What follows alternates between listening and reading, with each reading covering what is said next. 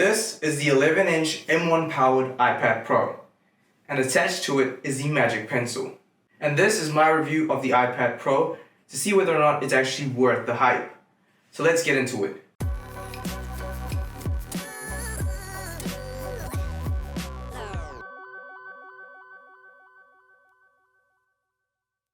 Hey, what's going on? Prashil here with my review of the 11-inch iPad Pro. So I've had this device for a couple months now, and as a heavy laptop user, I was initially quite hesitant to actually try out this iPad, as I already have the 13-inch M1 powered MacBook Pro, and I never really felt like I actually needed the same power in a different form factor on another platform. But here we are, so let's get into it. Starting with the design, I gotta say that the industrial minimalist aesthetic really lends itself to the design. Probably my favorite tablet design, to be honest, just because of how simple yet functional it is. And the boxier design not only allows Apple to cram in more powerful internals, but it actually improves the ergonomics of the device itself and makes it really easy to hold. Speaking of internals, this packs Apple's in-house silicon, the M1 chip, which honestly feels like a little bit of an overkill, especially in a device of this form factor. You can easily blaze through apps with superb gaming performance. I never encountered any stutters or lag, even switching between applications was buttery smooth. I was beyond impressed with its capabilities here, and so I gotta say 10 out of 10 for Apple in the performance department. It also meant that I was able to have a great time when it came to productivity apps as well. Photo editing was really great, especially when using the Apple Pencil.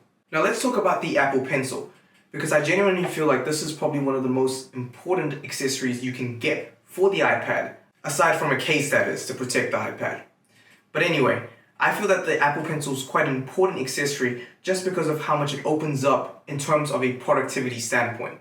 I've already raved on about how it actually helps when editing photos, but it's also really great for taking digital notes, which is actually becoming increasingly more common, especially for uni students like myself. Alright, so these are my uni textbooks, and these are my notes based off of them on my iPad, as well as notes for other topics I'm interested in.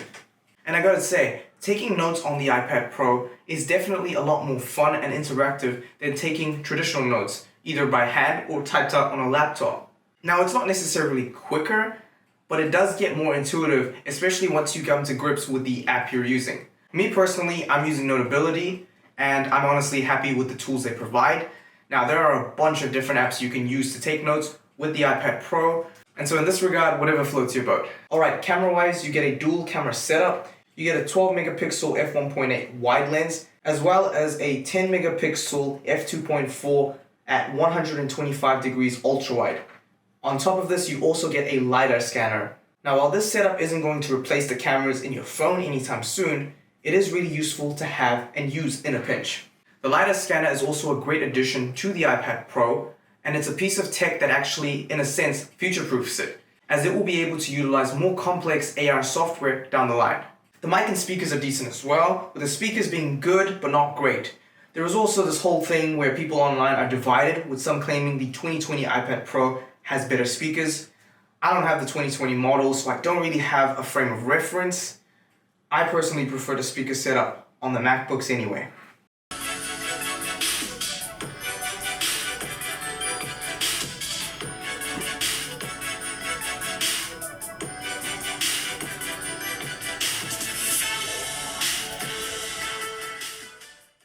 Now you do get a ProMotion display, which basically means you get a screen refresh rate of 120 Hz, which when coupled with the beautiful and bright display, results in some great media consumption capabilities. Movies, online videos, and games really benefit from this jump in spec. Alright, so this is starting to look like a pretty compelling package, right? Well, there's a little more to the story than I've let on.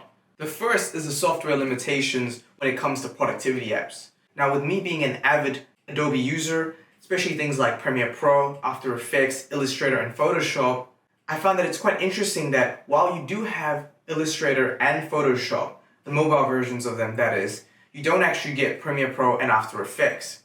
And while I found the iPad Pro in conjunction with the Apple Pencil to be quite useful in Photoshop, even more so when freehanding in Illustrator, the lack of availability of Premiere Pro and After Effects on this iPad Pro means that productivity, for me at least, isn't as well-rounded as I would like it to be. Now, there is an abundance of video editing software alternatives for Premiere Pro that's available for the iPad Pro on the Apple Store. I personally found them to be a little bit janky and they tended to slow down my workflow.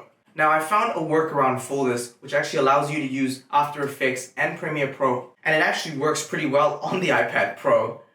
But there is a caveat to this, and that is that it actually requires you to have an Apple PC, whether that's a MacBook or an iMac. And so using the sidecar feature, you can actually fire up Premiere Pro or After Effects or any of the heavy Adobe programs and actually fire them up on your laptop and then use the sidecar feature to allow the iPad to act as a secondary screen. This allows you to actually run the software off the iPad, but it's kind of cheating if you ask me, and it does require you to have a MacBook or an iMac available.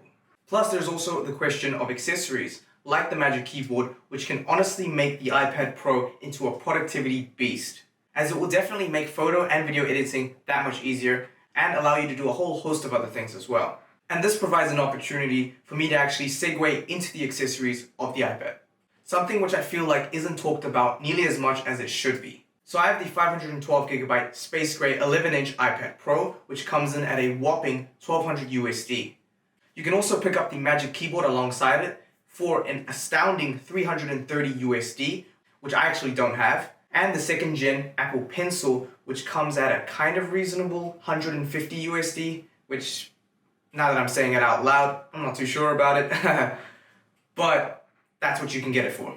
Now, all of which come at an eye-watering $1,700 USD, which, when you think about it, is a package that is actually more expensive than the M1 powered 512GB 13-inch MacBook Pro. Something to think about. And so I found that the M1 chip in the iPad Pro to be more than capable in this device. It will absolutely crush day-to-day tasks with more than enough power to get you started on your personal projects on the productivity side of things. And it'll do all of that with great battery life all day long. But I feel personally that to fully utilize its power and its capabilities, you may have to pick up the Magic Keyboard along with the 2nd gen Apple Pencil. I found this to be the case personally when I borrowed my mate's Magic Keyboard and paired it to my iPad Pro, and I found that it unlocked a lot of capability within this little device. Now, if you're not a power user and none of what I mentioned actually applies to you, then I highly recommend you pick up the iPad Air, as they are a lot more colorful and give you plenty bang for your buck. So yeah, that's my take on the iPad Pro. That's it for me. My name is Prashil. Thank you so much for watching. I'll catch you in the next one. Till then, peace.